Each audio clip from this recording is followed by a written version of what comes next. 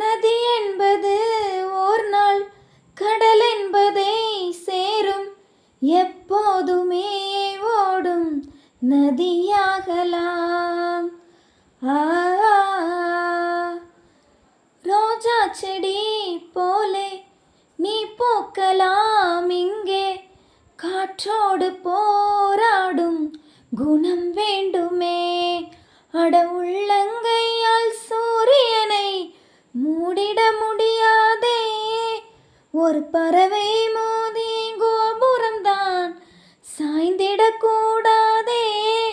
தோழனே தோழனே ஓவியன் கைவலி சித்திரம் ஆகுது, ஒவ்வொரு வழியிலும் சாதனை உள்ளது.